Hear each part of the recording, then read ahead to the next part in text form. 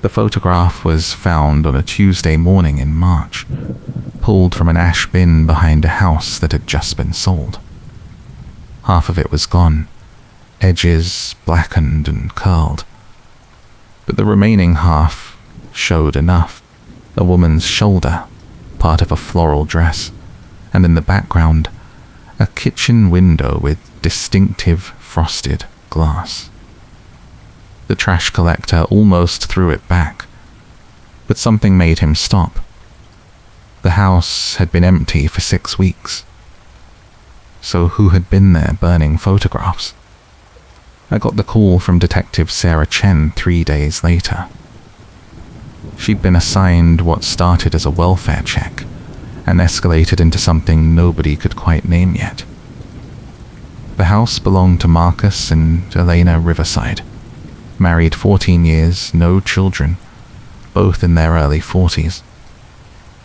Marcus worked in pharmaceutical sales, traveled frequently. Elena was a part-time bookkeeper for local businesses, worked from home mostly. The welfare check came from Elena's sister, who lived 2 states away.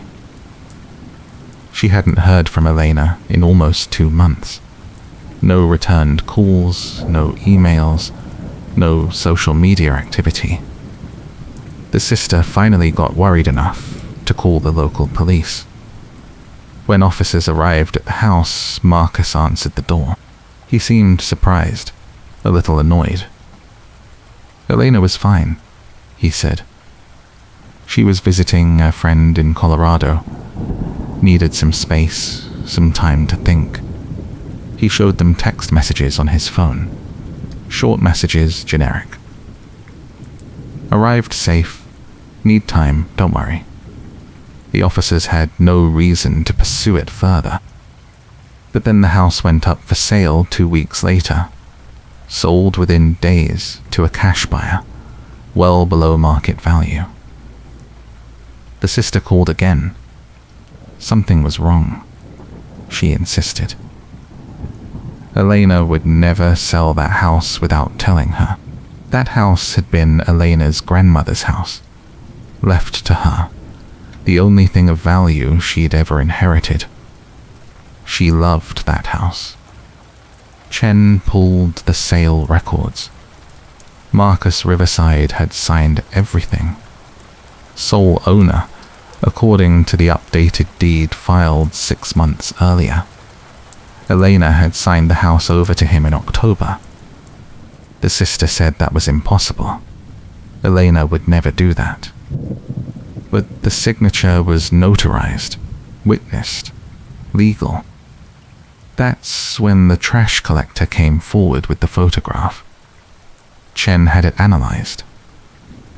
The paper stock dated to late 1990s, early 2000s. Kodak print, the kind you got developed at a drugstore. The frosted glass pattern in the background matched the kitchen window of the Riverside house. The floral dress matched a dress Elena's sister identified from old photos. But the image had been burned recently, within the last month based on the ash bin contents. The house had been empty for 6 weeks. Marcus had moved out the day after closing, according to neighbors. The new owners hadn't taken possession yet, were planning renovations. So who went back to burn a photograph? I'm telling you this because I spent 4 months on this case. What started as a simple question about a burned photo became something that made me check my locks twice every night. Because the more I looked into Marcus and Elena Riverside, the more I realized that one of them had been planning something for a very long time. And the burned photograph wasn't the end of a story. It was the beginning of understanding how someone can vanish from their own life without anyone noticing until it's far too late. The first thing Chen did was pull Elena's financial records. This took some doing, required warrants, But the sisters' insistence and the suspicious timing of the house sale gave enough probable cause. What they found didn't make sense at first. Elena's bank account showed regular activity right up until January 15th. Small purchases, grocery stores, gas stations, online retailers, normal life patterns. But then Chen looked closer. Every single transaction after December 20th was online or at automated checkouts. No transactions that required face-to-face interaction. No ATM withdrawals where a camera might catch her face. And the pattern of purchases was too regular, almost scripted. Same grocery store chain. Same day of the week. Same approximate amount. It looked like someone was maintaining the appearance of normal activity. Elena's car was still registered to the house address. Chen ran the plates. The last traffic camera hit was December 18th, captured on a highway camera heading north out of town. After that, nothing. The car never came back through any camera in the city grid. It wasn't parked at the house. Marcus claimed Elena had driven it to Colorado. Chen contacted Colorado authorities. No record of Elena Riverside entering the state, at least not through any traceable means. No hotel records, no credit card usage in Colorado, nothing. The friend Elena was supposedly visiting? The sister gave Chen the name. That friend hadn't heard from Elena in over a year. She was shocked to hear Elena was supposedly staying with her. So where was Elena Riverside? Marcus Riverside agreed to an interview. He didn't lawyer up, came in voluntarily, seemed cooperative.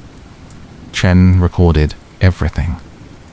I listened to that recording a dozen times later. What struck me wasn't what Marcus said. It was the way he said it. Elena needed space. Our marriage had been struggling.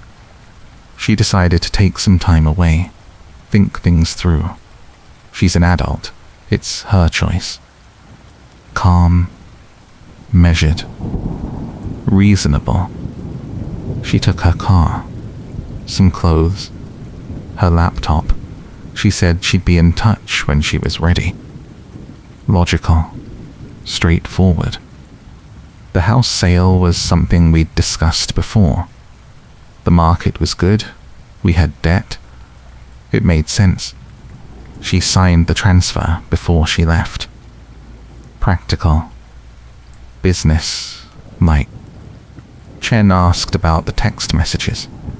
Marcus showed his phone. The messages were there, time-stamped, sent from Elena's number. But Chen had already pulled Elena's phone records. Those text messages were sent from a number registered to Elena, yes, but the cell tower hits showed the phone never left the city. Every single text Marcus claimed came from Colorado, had been sent from towers within a 15-mile radius of the Riverside house. When Chen pointed this out, Marcus paused. Just for a moment. Then he said, Elena must have left her phone behind, bought a new one and was forwarding messages somehow. It was technically possible, but it required effort, planning. Why would someone running away from a troubled marriage bother? I don't know, Marcus said. I don't control what Elena does. Chen asked about the burned photograph. Marcus looked genuinely confused. He didn't know anything about it, he said. He hadn't been back to the house since closing. Maybe the new owners had been there. Maybe neighborhood kids. But the new owners hadn't taken possession, and the house had been locked. all windows secured.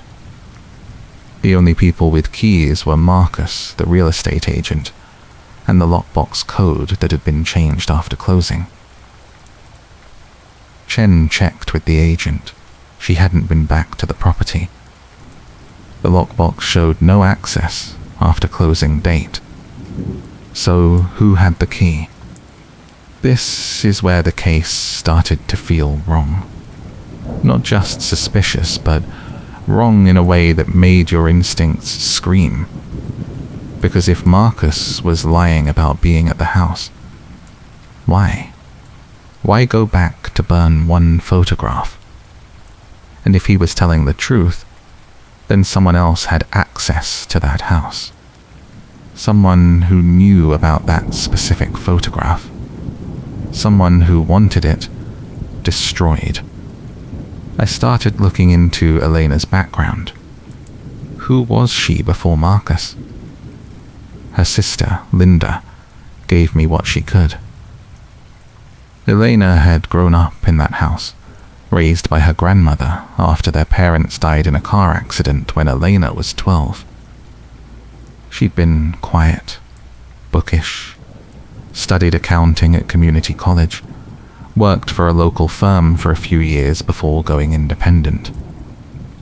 She met Marcus at a work conference when she was 28. They married within a year.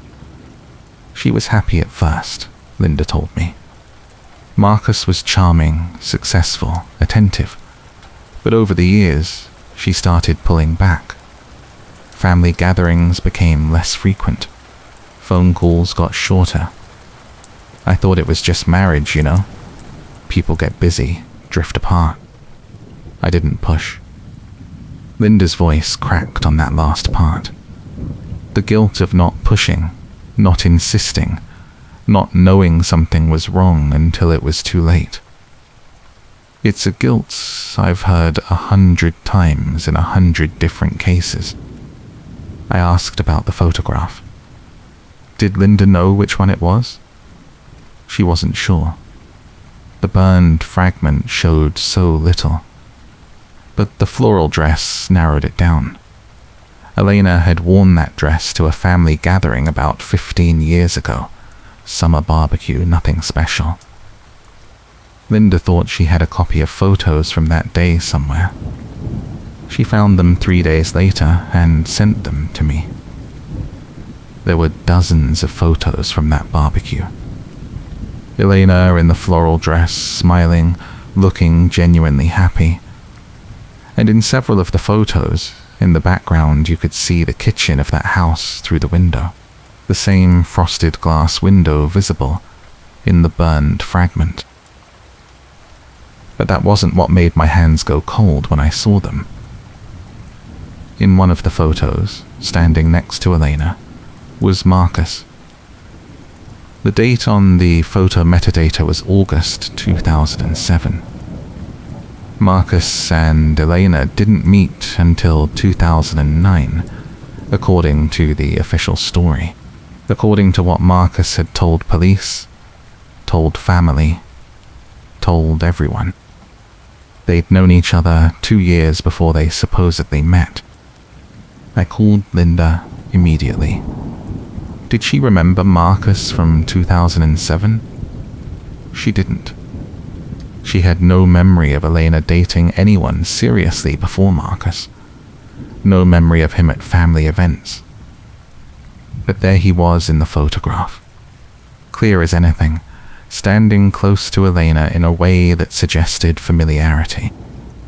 Why would they lie about when they met? Chen got a warrant for Marcus's financial records. This took longer. His lawyers pushed back harder, but eventually it came through. What they found was a pattern of cash withdrawals starting in October, right around the time Elena supposedly signed the house over to Marcus. Large amounts, 10,000 here, 8,000 there, always just under the reporting threshold. By December, Marcus had pulled nearly $60,000 in cash from various accounts. That's not money for bills. That's money for something you don't want traced. I started talking to neighbors. This is the tedious part of investigation that television skips. Door to door, asking the same questions, getting mostly the same answers. The Riversides kept to themselves. Marcus traveled a lot. Elena was quiet, polite, rarely seen outside. No loud arguments, no obvious problems. A normal couple in a normal house on a normal street. Except one neighbor, an older woman named Dorothy Brennan, who lived 2 doors down, told me something that stuck. She'd been walking her dog one morning in early December, before dawn. Couldn't sleep. And she'd seen Marcus loading something into his truck. She wouldn't have thought twice about it. Except it was barely 5 in the morning, still dark, and he was being quiet about it. Careful. He loaded something large and wrapped in a tarp into the truck bed, then drove away. I figured it was yard equipment or something, Dorothy said. But it was winter. Who does yard work in winter in the dark? I asked if she remembered the date. She pulled out her phone, scrolled through her calendar. She'd noted it because she'd been planning to ask Marcus later if everything was okay, but she never got around to it. December 8th. Elena's last confirmed sighting by anyone other than Marcus was December 7th. A video call with a client, scheduling work for the following week. The client said Elena seemed normal, professional. Mentioned she'd talk to them next week to finalize details. That call never happened. Elena emailed the next day cancelling, saying she had a family emergency. But the email syntax was off, according to the client. Elena always signed her emails a certain way. This one was different. December 8th. The morning Dorothy saw Marcus loading something into his truck. Chen brought Marcus in again. This time, he brought a lawyer. The lawyer did most of the talking. Marcus was cooperating fully, had nothing to hide, but these questions were becoming harassment. Elena was a grown woman who'd chosen to leave. The cash withdrawals were for a business investment, perfectly legal. The discrepancy about when they met was a simple mistake. Memories blur over time. They'd known each other casually before they started dating seriously. That's what he'd meant. And the December 8th morning drive? Marcus's lawyer said his client had been disposing of old furniture, made a run to the dump. Perfectly normal. The dump would have records, except they didn't, because it turned out the dump wasn't open at 5 in the morning in December. It opened at 7. Where did Marcus go at 5 in the morning? With something large wrapped in a tarp. My client doesn't recall the specific destination. It was months ago. He may have loaded the truck the night before and gone later. But Dorothy saw him load it that morning. She was certain. The lawyer said witness memory is unreliable. The interview ended. I went back to the burned photograph. Why that photograph specifically? Of all the photos that must have existed of Elena, why burn one from 2007? From a random family barbecue? Unless it wasn't random. Unless that photograph contained something that contradicted the story Marcus was telling. It showed Marcus and Elena together 2 years before they officially met. I dug deeper into their history. This is where it gets technical, boring records stuff. But it matters.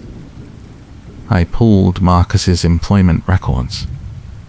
In 2007, he wasn't working in pharmaceutical sales. He was working for a property management company, managing rental properties across 3 counties.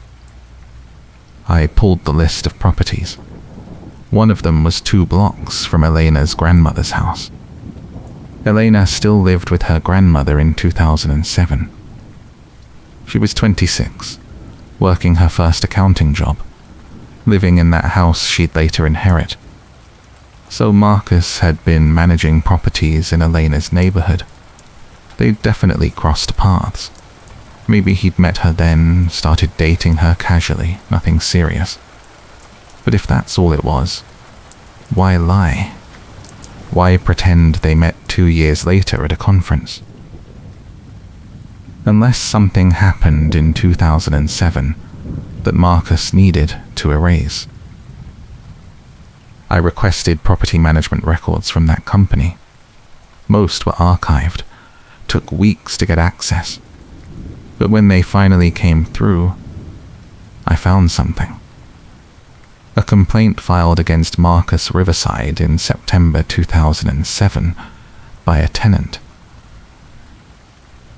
The complaint alleged harassment, unwanted contact, entering a rental unit without proper notice. The tenant's name had been redacted for privacy, but the property address was listed. It was an apartment building 2 blocks from Elena's grandmother's house. I pulled tenant records for that building from 2007. 32 units, high turnover, mostly young professionals and students. But one name appeared on a short-term lease from June through September 2007. Elena Garrett. Elena's maiden name. She'd rented an apartment from the company Marcus worked for.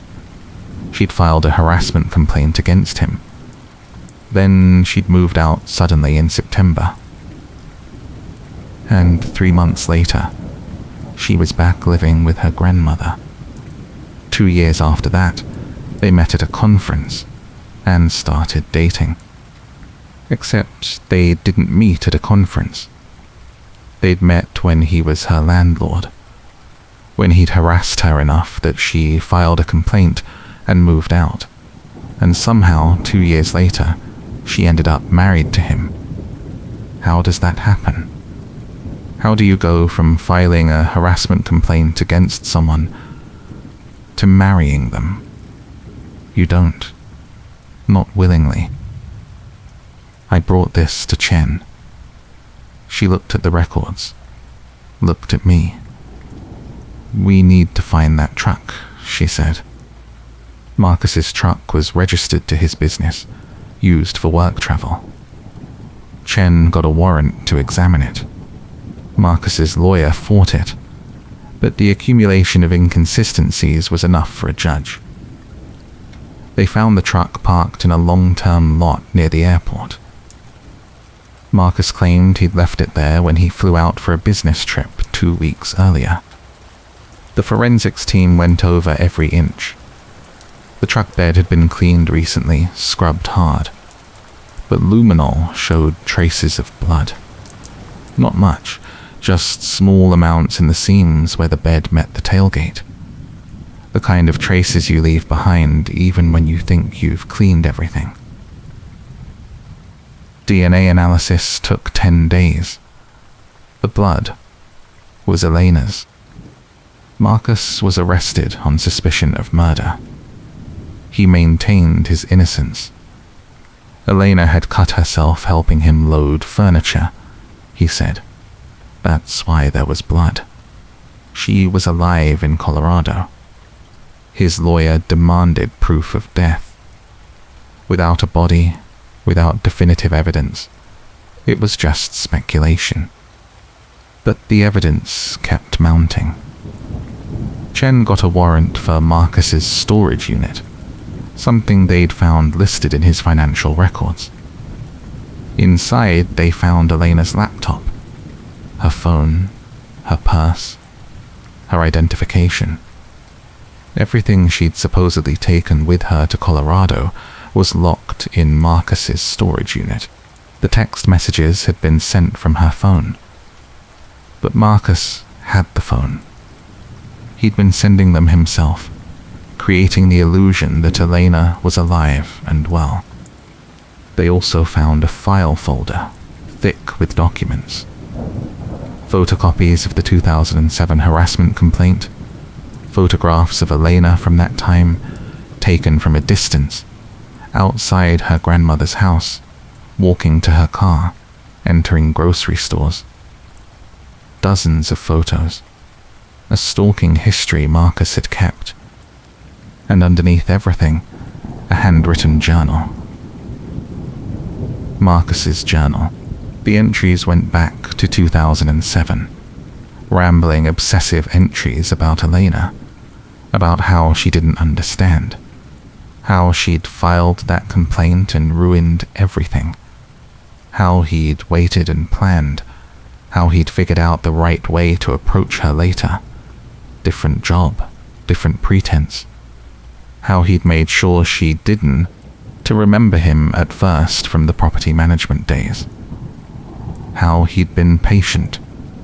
How he'd finally gotten what he wanted. The entries from late 2023 were different. Elena wanted a divorce. She'd started asking questions about their early relationship, started remembering details that didn't match the story he'd told. She'd found something, old paperwork maybe, something that triggered her memory. She'd become a problem that needed to be solved. The last entry was dated December 7th. Tomorrow I fix this. Tomorrow it ends, and I start over. The house will sell. The cash will clear, and I'll be gone before anyone thinks to ask the right questions. She should have just stayed quiet.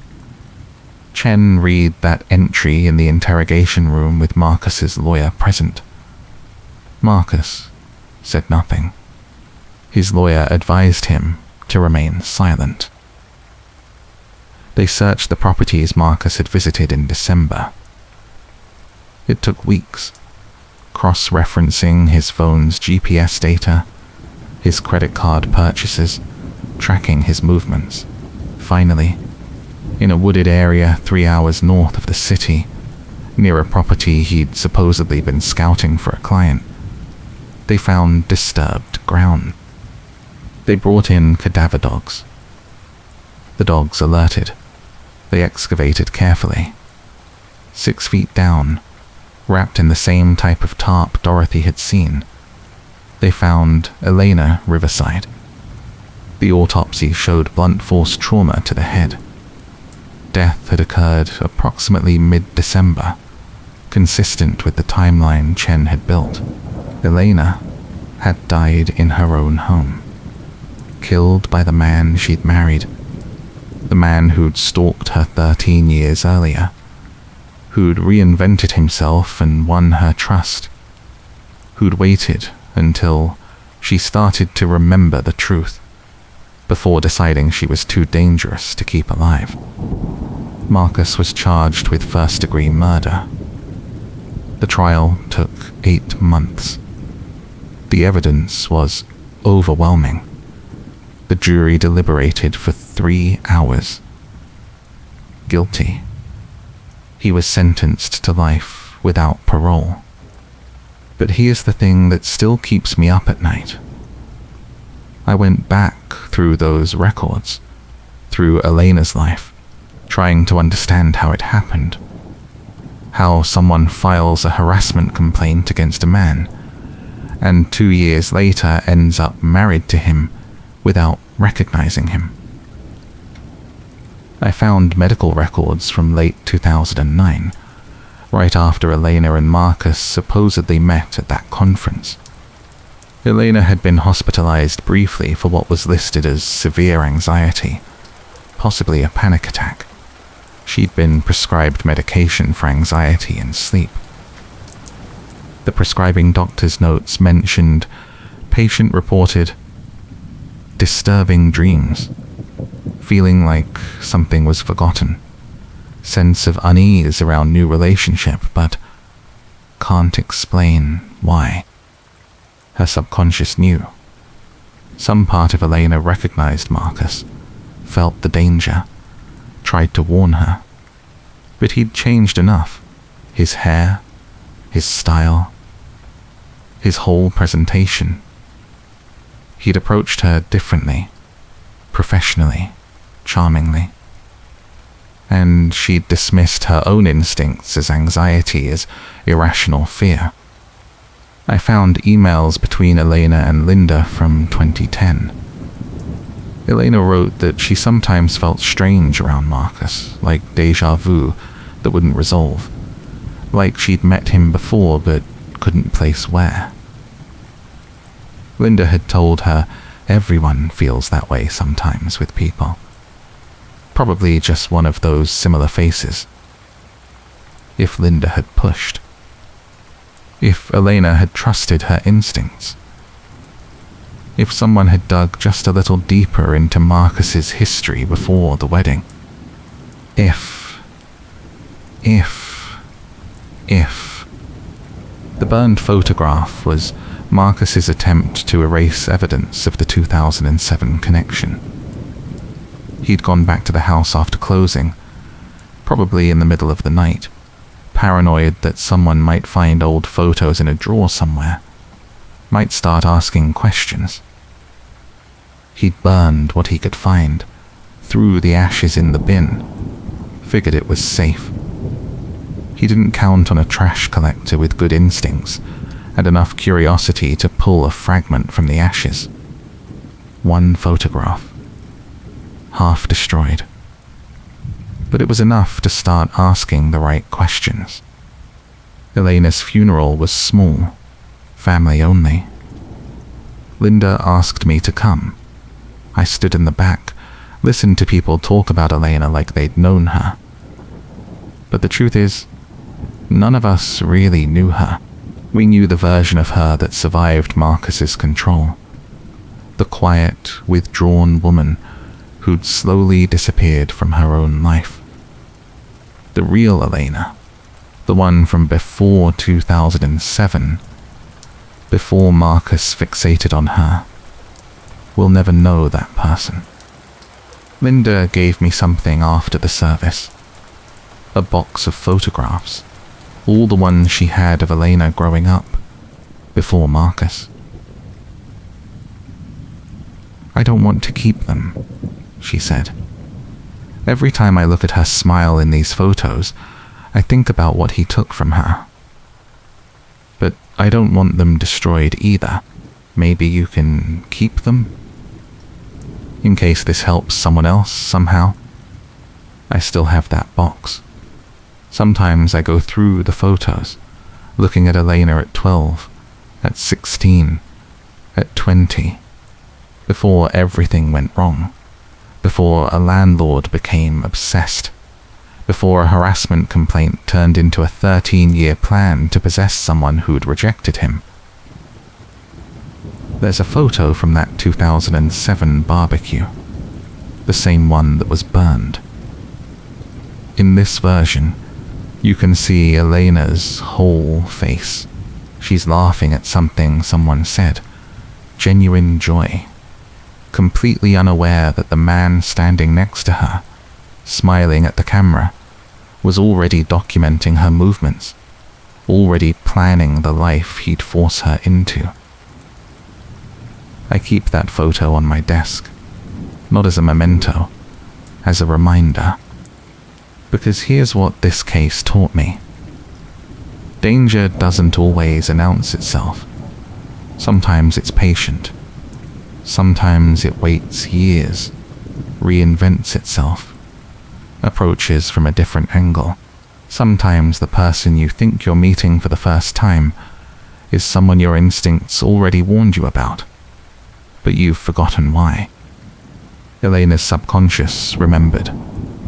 She felt that unease, that wrongness, and she pushed it down, medicated it, rationalized it away.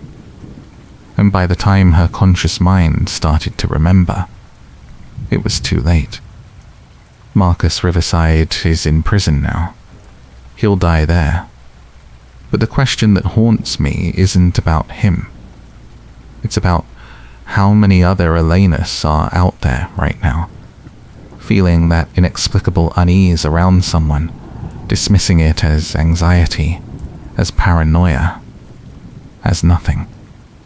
Your instincts know things your conscious mind has forgotten. That feeling of wrongness, of something not quite right, of danger you can't articulate. Listen to it. Don't medicate it. Don't rationalize it. Don't let anyone convince you it's nothing.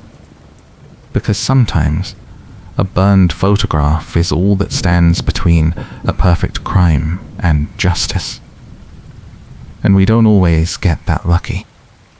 The case is closed now. Elena Riverside is buried next to her grandmother, in the cemetery behind the house she grew up in, the house she loved, the house Marcus sold for cash to fund his escape plan. The new owners renovated it completely.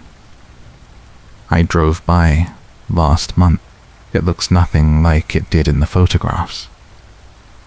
All evidence of Elena's life there has been erased, painted over, torn out. But I still have those photographs Linda gave me. And every time I start a new case, every time someone tells me they have a bad feeling about a person but can't explain why, I think of Elena at that barbecue, laughing, unaware, while danger documented her from 3 feet away. Listen to your instincts. They're trying to protect you from something your mind hasn't processed yet. That's the lesson Elena never got to learn. But maybe sharing her story means someone else will. The burned photograph that started this investigation sits in an evidence locker now, catalogued and filed. Someday it'll be transferred to storage, eventually maybe destroyed per evidence retention policies. But the truth it revealed can't be burned, can't be buried, can't be erased. Marcus tried to delete Elena from existence, but that one fragment of photograph, pulled from ashes by someone who paid attention, made sure that didn't happen. Elena's story is told now. Her death is acknowledged. Her life mattered. That's all we can do in the end. Make sure the victims are remembered. Make sure the truth comes out. Make sure the buried things stay buried only as long as it takes for someone to start digging. This is the case of Elena Riverside and the burned photograph. It's closed. But I'll never forget it. And neither should you. I thought I was done with this case after Marcus's sentencing. I'd written my notes, archived the recordings, filed everything away. The story was over. Elena had justice. Marcus was in prison. The case was closed. But 3 months after the trial ended, I got a call from someone I didn't expect to hear from again. Dorothy Chen. She'd moved to a different division, was working financial crimes now, white-collar investigations. But she asked if I could meet her for coffee. Said there was something about the Riverside case that was still bothering her. We met at the same place we'd met before, same corner booth. Chen looked tired, more than usual. She had a folder with her, thin, only a few pages inside. I've been going through Marcus's financial records again, she said. Not for the case, just for myself. Couldn't let it go, and I found something that doesn't fit with the timeline we established. She opened the folder, showed me bank statements from Marcus's business account. Highlighted entries, deposits and withdrawals, going back years. Look at December 2023, she said. The month Elena died. Marcus made several large cash withdrawals, we know that. We documented it during the trial. He was liquidating assets, preparing to run. But look at this. She pointed to a deposit. $50,000, dated December 4th. 3 days before Elena died. Where did that come from? I asked. That's the question, Chen said. I traced it backward. It came from a wire transfer, originated from an offshore account in the Cayman Islands. The account was closed 2 days after the transfer, completely emptied and shut down. I tried to track the account holder, hit a wall. Shell company. Layers of legal protection. So someone paid Marcus $50,000 right before he killed Elena? End quote. Chen nodded slowly. Or someone paid him $50,000 to kill Elena. The booth felt smaller suddenly. The coffee shop noise receded. I stared at the bank statement, at that number, $50,000 appearing out of nowhere. But the evidence, I said. The journal entries, the stalking history, the obsession, that was all real. Marcus killed Elena because she was remembering the 2007 harassment, because she was becoming a problem for him personally. I know, Chen said. And that's what makes this so strange. The motive we proved at trial is solid. Marcus had every reason to kill Elena independent of any payment. So why would someone pay him to do something he was already planning to do? Maybe they didn't know he was already planning it. Maybe someone else wanted Elena dead, hired Marcus, and he took the money even though he was already going to kill her anyway. Maybe, Chen said. Or maybe Marcus's obsession was convenient cover for someone else's motive. Make it look personal. Make it look like a husband who snapped, and nobody looks for any other explanation. I thought about the trial, about the evidence presented. Everything had pointed to Marcus as a lone actor, a stalker whose obsession had festered for 13 years. The prosecution had built their case around his journal, his history, his psychological profile. Nobody had mentioned a financial motive because there hadn't been one. Marcus hadn't gained anything financially from Elena's death.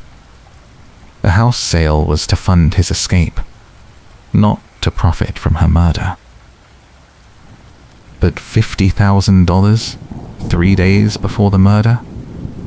That changed the equation. Did you bring this to the prosecutor? I asked. I did, Chen said. They said it's not enough to reopen anything. Marcus is already serving life without parole. There's no more severe sentence to pursue. And without being able to trace the source of the money, there's no way to investigate further. The offshore account is dead. The shell company dissolved. It's a dead end. But you don't think it is. I think someone paid to have Elena killed, Chen said.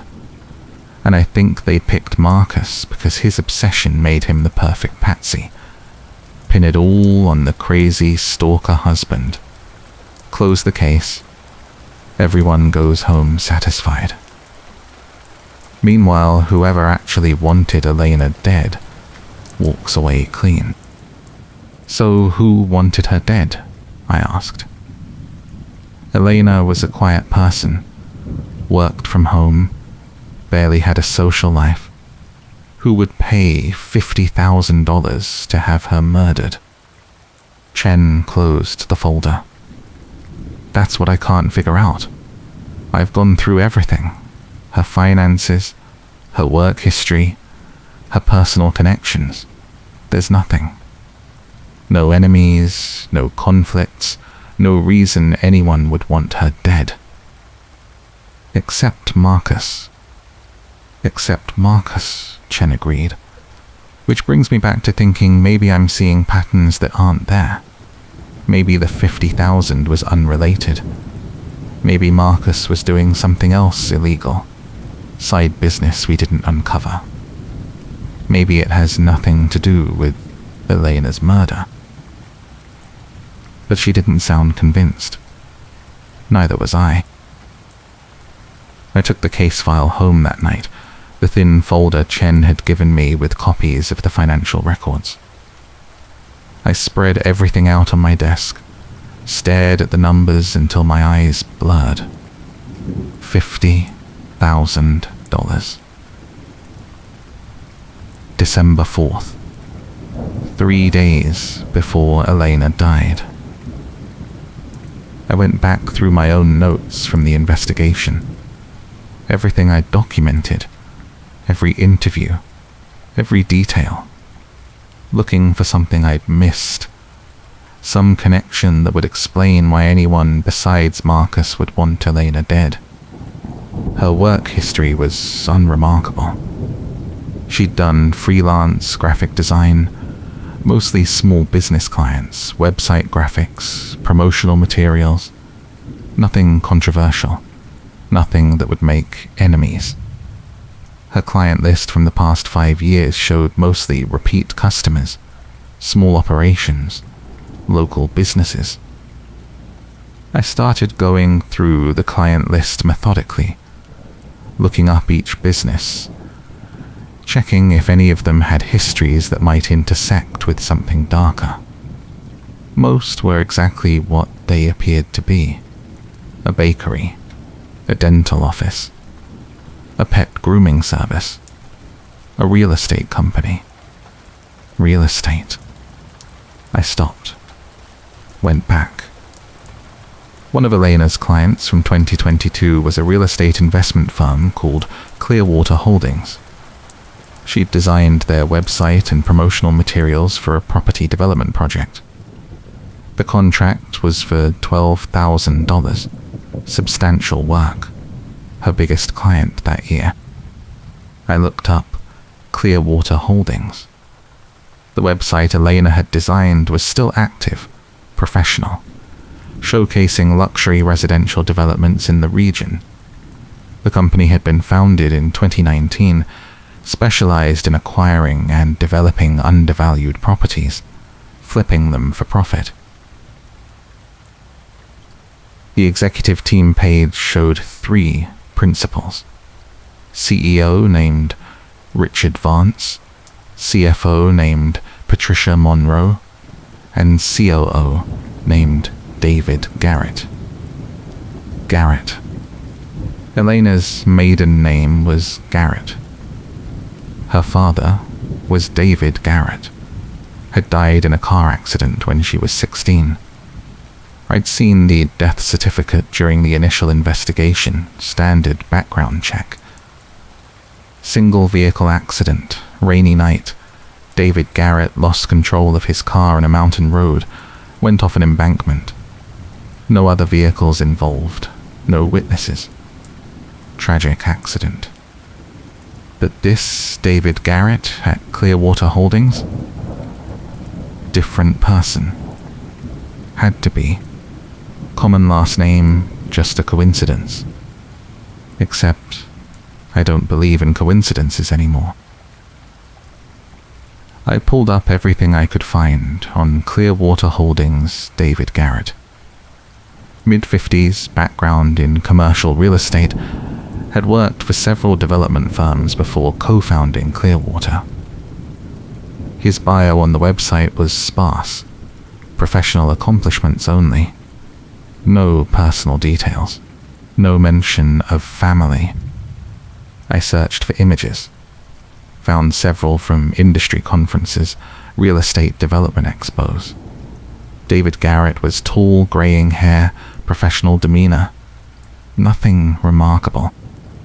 Then I found an older photo from a local business journal article, published in 2020, about Clearwater Holdings' first major development project. The photo showed all three principals standing in front of a construction site. David Garrett on the right, Richard Vance in the middle, Patricia Monroe on the left. I zoomed in on David Garrett's face, looked at his features, his bone structure, his eyes. Then I pulled out the box Linda had given me, the photographs of Elena growing up. Found the ones from when she was young before her father died. Family photos, birthday parties, casual snapshots. I found one from what looked like a summer vacation. Elena, maybe 14, standing between her parents. Her mother on the left, her father on the right. I held the photo next to the image on my screen. David Garrett from the Business Journal article. David Garrett from Elena's childhood photo. The bone structure was the same. The eyes were the same. He'd aged 20-some years between photos, had let his hair grey, wore glasses now. But it was the same person.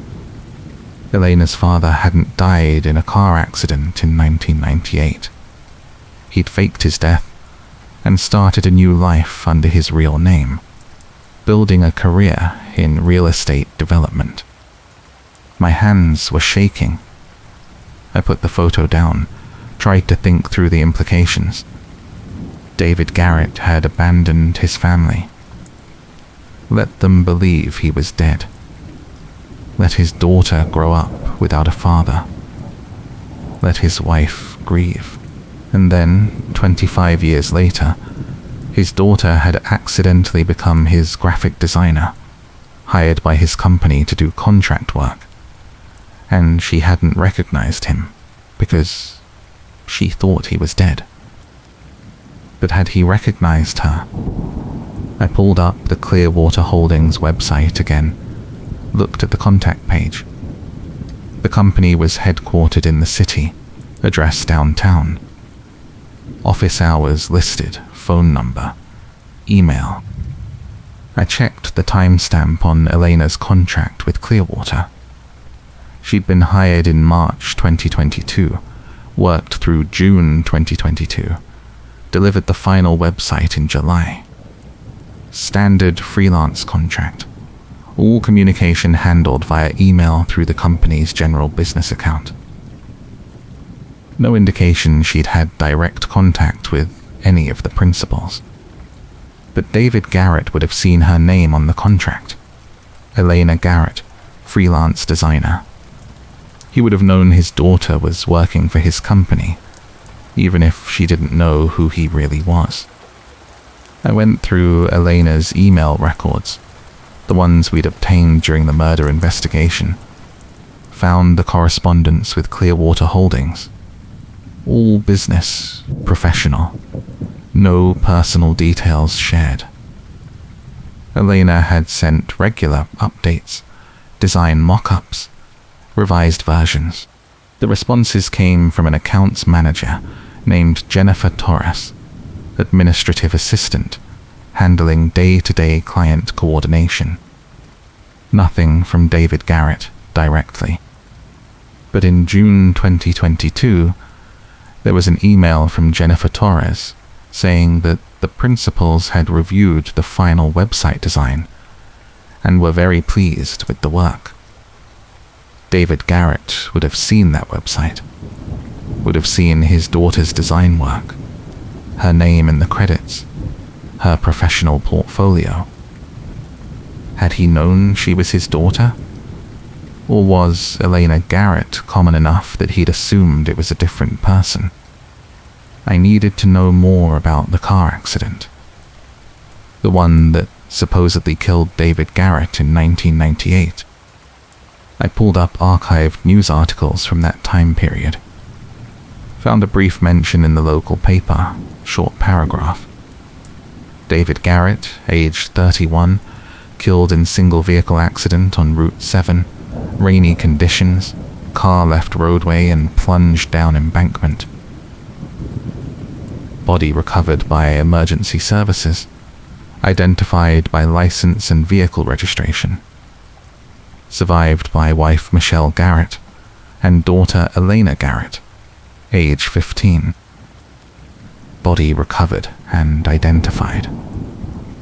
So there had been a body, which meant either the news report was wrong or the body wasn't David Garrett. I called Chen. It was late, almost midnight, but she answered immediately. I need you to pull a file for me, I said. Death investigation from 1998, David Garrett, single vehicle accident. I need to know if there was an autopsy, if there was positive identification beyond just the license. What's this about? Elena's father didn't die in that accident. He faked his death. And I think Elena found out. Silence on the line. Then, give me an hour. Chen called back in 45 minutes. No autopsy was performed. The body was badly burned in the crash. Fire started after impact. Identification was made based on location, vehicle registration, and a wedding ring recovered from the body. The ring had an inscription, David and Michelle, matched the wedding date. That was enough for positive ID. Was there DNA testing? In 1998? Not standard for a clear-cut accident case. The family didn't request it. Insurance paid out. Case was closed. So if someone else was driving David Garrett's car, wearing his wedding ring, and the body burned beyond recognition, nobody would have looked closer. You're saying David Garrett killed someone, staged it to look like his own death, and disappeared? I'm saying David Garrett is alive and running a real estate development company downtown, I said. And his daughter designed his company website last year without knowing who he was. Chen exhaled slowly. And then someone paid Marcus $50,000 to kill her. 3 days after Elena asked Marcus for a divorce. 3 days after she told him she'd found something that didn't make sense about their early relationship. You think she found something else, Chen said. Something about her father. I think she was doing what I just did. Going through old files, old records, looking for answers about her own past. And I think she recognized him somehow. Maybe saw a photo online. Maybe the website she designed jogged something in her memory. And she started asking questions. Questions that made David Garrett nervous enough to pay Marcus $50,000 to kill her before she could ask them publicly. I thought about Marcus's journal, the entries about Elena becoming a problem, about needing to fix things. Marcus wrote that Elena was asking questions about their early relationship, about how they met. But what if she was asking questions about more than that? What if she'd started digging into her father's death, found inconsistencies, and Marcus noticed her pulling old files? Marcus was already paranoid about Elena remembering the 2007 harassment, Chen said. If she started acting strange, pulling old documents, asking about the past. He would have interpreted that as her remembering him. But maybe she was investigating something completely different. And David Garrett saw an opportunity, I continued. His daughter was married to an obsessive stalker with a history of harassment. If something happened to Elena, everyone would look at Marcus. David didn't even need to hire a professional. He just needed to pay off the husband who was already unstable, push him towards something he might have done anyway, and let the obvious motive cover the real one. Chen was quiet for a moment. Then, we need to prove this. How? The offshore account is closed, the money trail is dead. We can't prove David Garrett sent that wire transfer. No, Chen said. But we can prove David Garrett faked his death. If we can establish that, if we can show Elena discovered it, that gives us motive. And motive gets us a warrant to dig into David Garrett's financials, his communications, everything. We need the accident investigation file reopened. We need DNA testing on the body from 1998, comparison against David Garrett's current DNA. I'll start the paperwork in the morning, Chen said. But this is going to be complicated. David Garrett has been legally dead for 26 years. His insurance paid out, Social Security recorded his death. The case was closed. Reopening that investigation means questioning law enforcement decisions from before either of us was on the job. There's going to be resistance. Elena deserves the whole truth, I said. Not just the convenient truth that puts Marcus in prison. The real truth about who wanted her dead and why. Agreed, Chen said. But we need to be careful. If David Garrett killed someone to fake his death in 1998 and paid to have his daughter killed in 2023, he's not going to react well to us digging into this. And unlike Marcus, David Garrett is wealthy, connected, and free. She was right. I'd been so focused on the puzzle pieces fitting together that I hadn't thought about the risk. David Garrett had spent 26 years building a new life, a successful company, a reputation. If that was threatened, if he thought someone was going to expose him, what would he do? The same thing he did in 1998. The same thing he did in 2023. Whatever it took to protect his secret. I looked at the photographs spread across my desk. Elena as a child smiling with her father. Elena's father, alive and well, running a company downtown. And between them, 26 years of lies and abandonment, culminating in murder. I'm going to Clearwater Holdings tomorrow, I said. I want to see if I can get face-to-face with David Garrett, ask some questions, see how he reacts. That's a bad idea, Chen said immediately.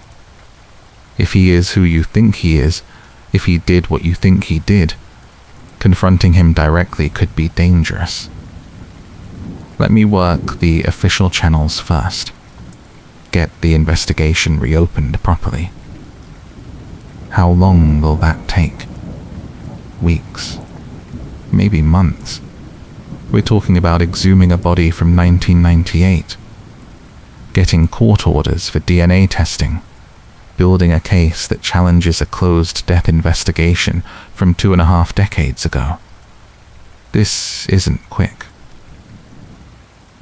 And in the meantime, David Garrett goes about his business, walks free, maybe destroys evidence now that Marcus's trial is over and everyone thinks the case is closed. Chen sighed. I know. But going in without backup, without official standing, that's not just risky for you. If you spook him and he runs, or if you gather evidence improperly, it could compromise the whole investigation. She was right. I knew she was right.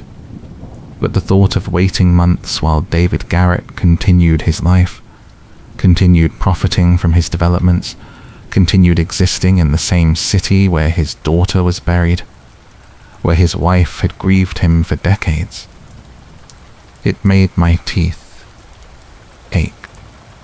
Fine, I said. I'll wait for the official investigation. But I'm going to keep digging on my end. Background research, public records. There has to be something else that connects him to Elena's murder. Be careful, Chen said, and keep me updated on anything you find. I promised I would. Hung up. Sat in the silence of my apartment, surrounded by photographs and documents and evidence of a crime that was bigger than anyone had realized. Elena hadn't just been killed by her stalker husband. She'd been killed to protect a secret that started before she was even born.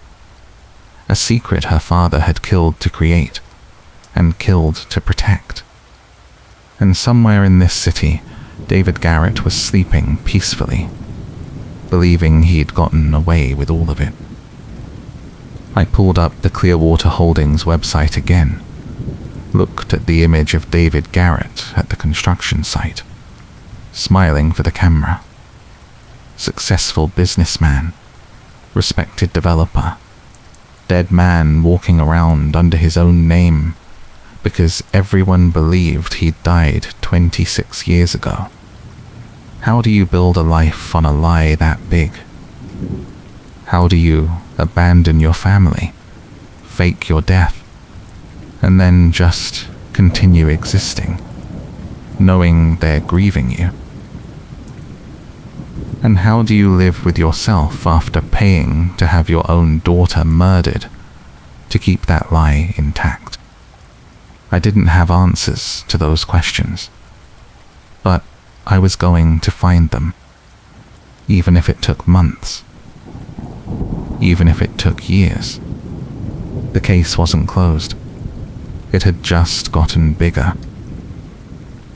I spent the next 3 days doing what I do best, digging through public records, building a timeline, looking for the cracks in David Garrett's carefully constructed new life. The 1998 accident happened on March 14th. Rainy night, Route 7, the kind of rural highway where a car could leave the road and not be found for hours. The accident report said a passing motorist saw the flames around 2 a.m, called it in. By the time fire and rescue arrived, the vehicle was fully engulfed. The body inside was burned beyond visual recognition. I pulled the insurance records.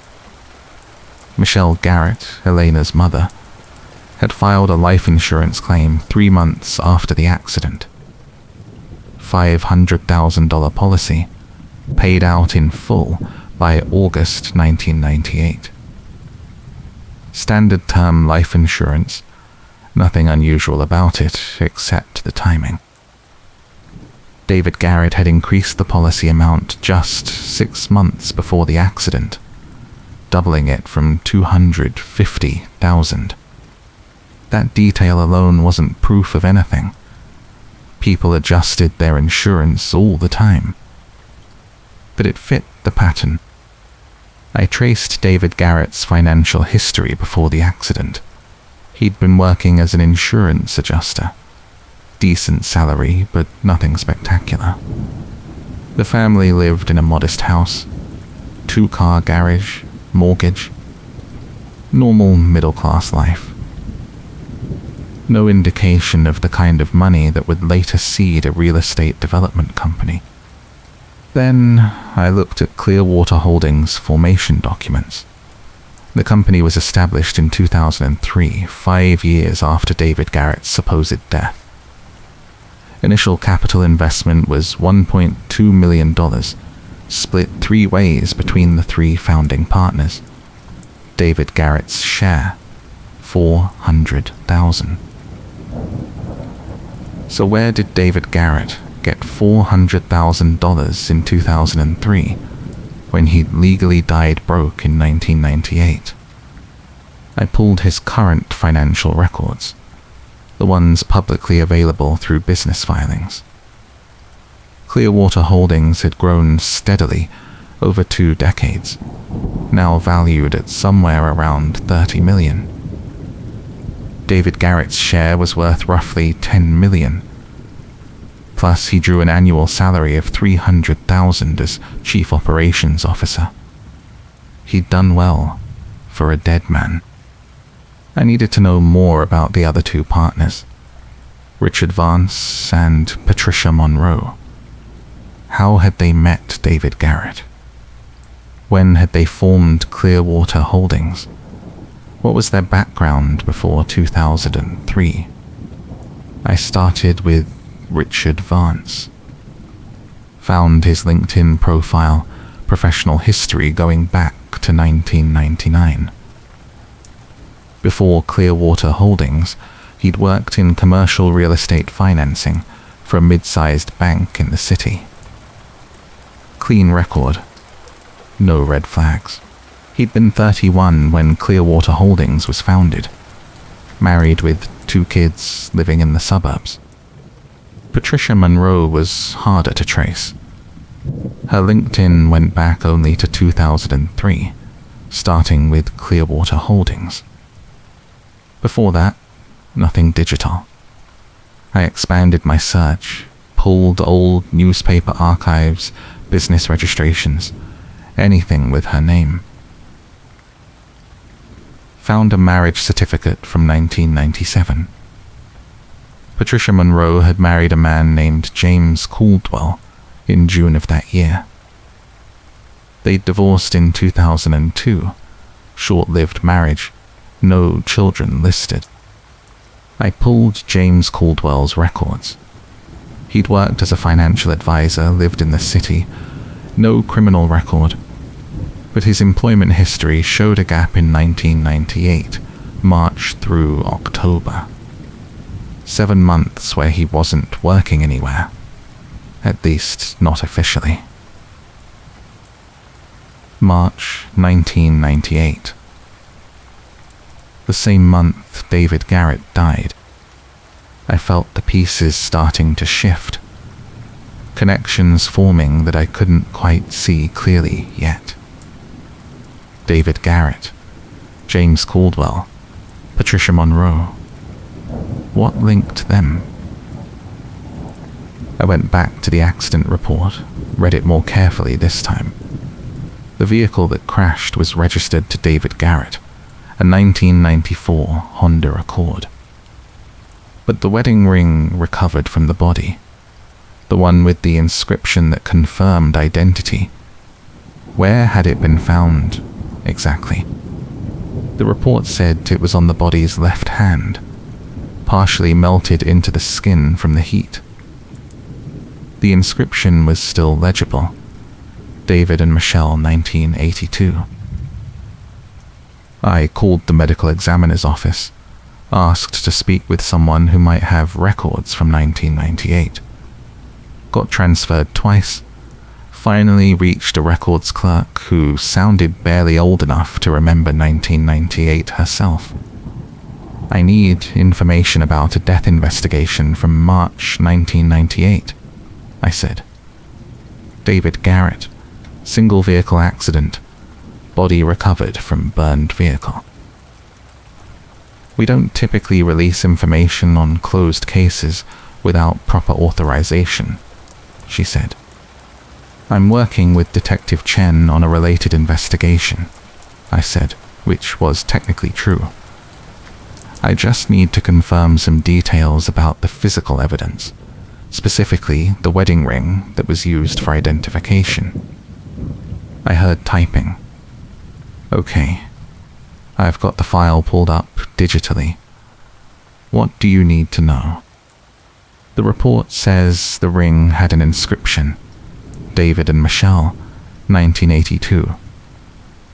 Was there any other jewelry recovered? Watch, bracelet, anything? More typing. No other jewelry listed.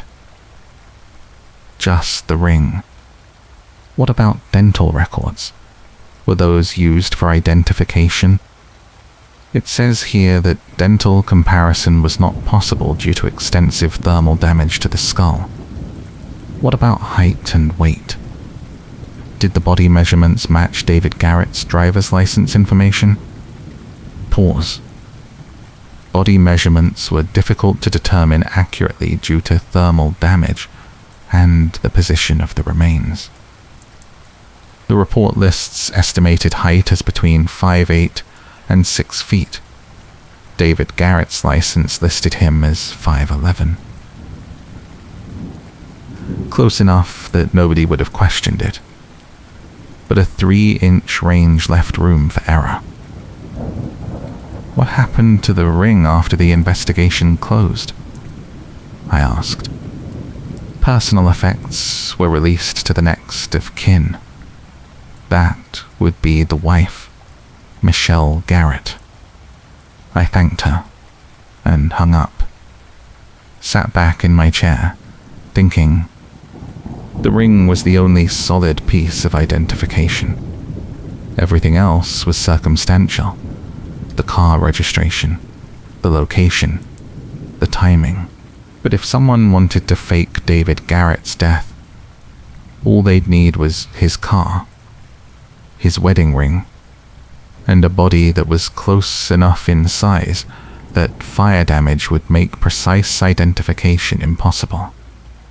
And if that someone had help from people with financial backgrounds, people who knew how to move money, how to set up new identities, how to make a person disappear and reappear under their real name in a different state. I pulled up Patricia Monroe's divorce records, looked at the settlement details. The marriage to James Caldwell had ended with a standard division of assets, nothing remarkable. But the timing was interesting. They'd separated in early 2002, divorce finalized in August 2002. And in January 2003, Patricia Monroe co-founded Clearwater Holdings with $400,000 in capital, the same amount David Garrett had contributed. I needed to find James Caldwell. Needed to know what he'd been doing in 1998, why he'd stopped working for 7 months, right when David Garrett died. I ran a current address search. James Caldwell had moved out of state in 2004, currently lived in Arizona, still worked as a financial advisor, remarried in 2007, seemed to have moved on with his life completely. I called his office, got an assistant who said Mr. Caldwell was with a client but could return my call later. I left my number, said it was regarding a legal matter from 1998, and that it was urgent. He called back 20 minutes later. This is James Caldwell. You said this was about a legal matter from 1998? My name is Jordan Pierce. I'm investigating a death from that year. David Garrett. I understand you were married to Patricia Monroe at the time. Silence on the line. Long enough that I thought he might hang up. What does that have to do with me? He said finally. Your employment records show a gap in 1998, March through October. I'm trying to understand why.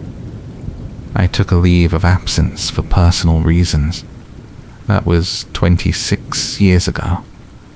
I don't see how it's relevant to anything now. David Garrett died in March 1998. Your ex-wife is now his business partner. You stopped working right when he died. That's a lot of coincidence. I don't know what you're implying, but I had nothing to do with anyone's death. I took time off because my marriage was falling apart, and I needed to figure out my life. That's it. Did you know David Garrett? Another pause. No. I met him once, maybe twice, through Patricia. She knew him socially. But I didn't know him. How did Patricia know him?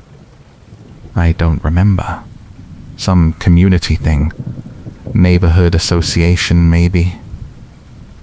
Look, I really don't have time for this. If you have official questions, contact my attorney. One more thing, I said quickly, before he could hang up. Do you know who was driving David Garrett's car the night he died? How would I know that? I just told you I barely knew the man. You took 7 months off work right after he died. Your marriage ended a few years later.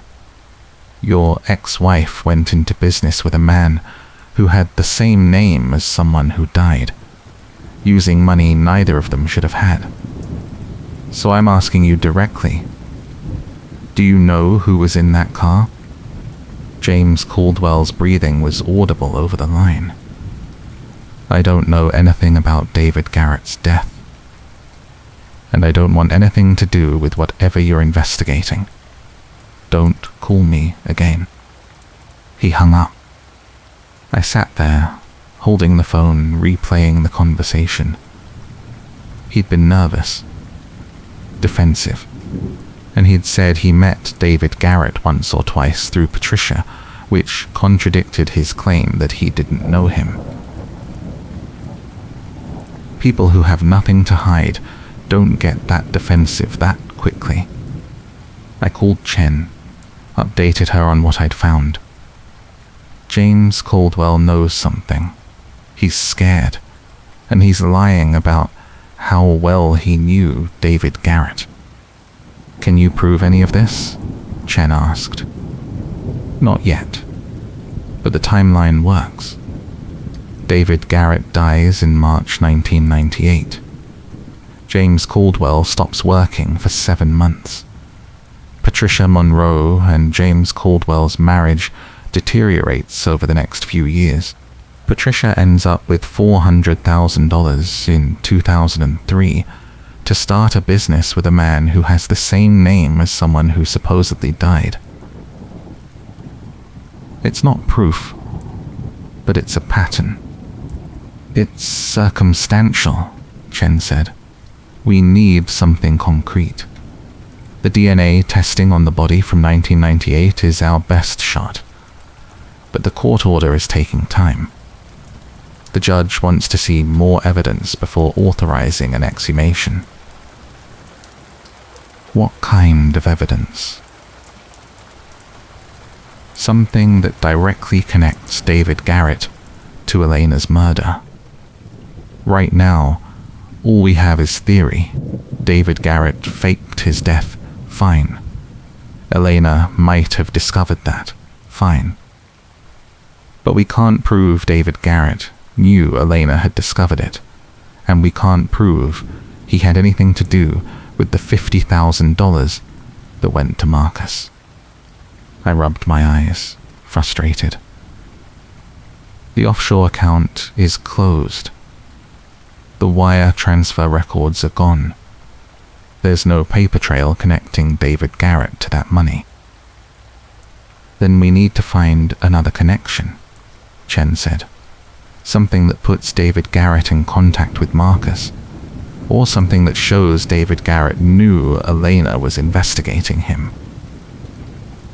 I thought about Elena's files, the ones her mother had given me. The photographs, the documents, The research materials. Had there been anything in there about her father's death? Any indication she'd been looking into it? I need to talk to Linda again, I said. Elena's mother. I need to know if Elena ever asked questions about the accident, if she ever expressed doubt about her father's death. Be careful how you approach that, Chen warned.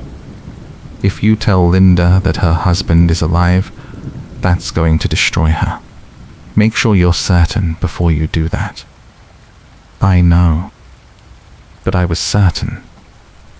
Everything pointed to it. David Garrett had faked his death, built a new life, and when his daughter stumbled onto the truth, he'd paid to have her killed. I just needed to prove it. I drove to Linda's house that afternoon, the same modest place where Elena had grown up, where her father had supposedly lived before dying in 1998. Linda answered the door, looking older than she had just weeks ago. The trial had taken something out of her, the finality of justice delivered, but no real peace found.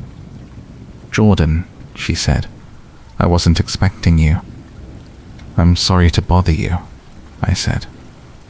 "But I have some questions about Elena, about something she might have been researching before she died."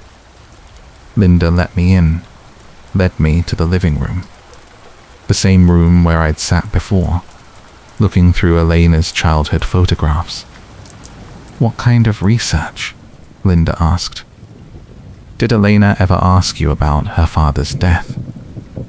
About the accident in 1998? Linda frowned. "Why would she ask about that?" "I'm not sure yet. But I'm trying to understand what Elena was working on in the months before she died. I know she was going through old files, old documents. I need to know if any of that involved her father." Linda was quiet for a moment, thinking. "She did ask me something, maybe 6 months before she died. It was strange at the time, but I didn't think much of it." "What did she ask?" "She wanted to know if I still had David's wedding ring, the one they recovered from the accident." My pulse quickened. "What did you tell her?" "I told her yes, I still had it. It's in a jewelry box upstairs along with some other things of his. She asked if she could see it, so I showed it to her." "Did she say why she wanted to see it?" "She said she was thinking about her father, missing him, wanting something tangible to hold on to. I thought it was grief, maybe triggered by her marriage problems. She and Marcus had been fighting, and I wondered if she was thinking about what a good marriage looked like, remembering her father and me." "Did she take the ring?" "No. She just looked at it, held it for a minute, then she gave it back and thanked me." "Did she ask anything specific about it? About the inscription, or where it was found?" Linda's frown deepened. "She did, actually. She asked if I was sure it was David's ring. I thought that was an odd question. I told her of course I was sure it had our names and wedding date inscribed. She just nodded and said okay." Elena had doubted the ring, had questioned whether it really belonged to her father, which meant she'd already started to suspect something was wrong. "Did Elena ask anything else about the accident?" I asked. "About the investigation, or the body, or any of the details?" She asked if I had ever seen David's body. I told her no. The casket had been closed at the funeral because of the fire damage. She asked if anyone had seen him, if there'd been any visual identification. I told her no. Everything was based on the car and the ring. Linda's hands were trembling now. Jordan, why are you asking me this? What does this have to do with Marcus killing Elena? I had to make a choice. Tell Linda the truth now, without absolute proof, and risk breaking her completely. Or wait, keep investigating, and leave her in the dark while I built the case. I thought about what Chen had said. Make sure you're certain before you do that. That Linda deserved to know. If David Garrett was alive, if he'd abandoned her and let her grieve for 26 years, she had a right to know. Linda, I said carefully, I need you to prepare yourself for something difficult. Her face went pale. What is it? I have reason to believe that David didn't die in that accident, that he faked his death and is still alive. Linda stared at me. That's impossible. I know it sounds impossible, but there are too many inconsistencies. The identification was based only on the ring and the car. There was no visual ID, no dental comparison, no DNA testing. And I've found evidence that suggests David is currently living in this city under his real name, running a real estate company. No, Linda said. No, that can't be true. Why would he do that? Why would he leave us? I don't know yet, but I think Elena found out. I think she started asking questions, started digging into the accident, and she discovered something that made her doubt the official story. And I think that's why she was killed. Linda stood up, shaking her head. You're saying David had Elena killed? Her own father? I think he paid Marcus to do it, yes. I think he saw an opportunity to use Marcus's obsession, his paranoia, and he manipulated it into murder. This is insane, Linda said. David loved Elena. He would never hurt her. The David you knew might not have. That the man who faked his death and abandoned his family, who built a new life on a lie, that man is capable of anything. Linda sat back down, her face in her hands. I need proof. I can't believe this without proof. I'm working on it, I said. But I need your help. Do you still have that ring? The one from the accident? She nodded, not looking up. I need to take it. Have it tested, analyzed. If it's really David's ring, it should have his DNA on it. And if it doesn't, that's proof he wasn't in that car. Linda went upstairs, came back a few minutes later with a small jewelry box. She opened it, showed me the ring. Gold band, simple design, inscription visible on the inside. David and Michelle, 1982. It looked like a wedding ring.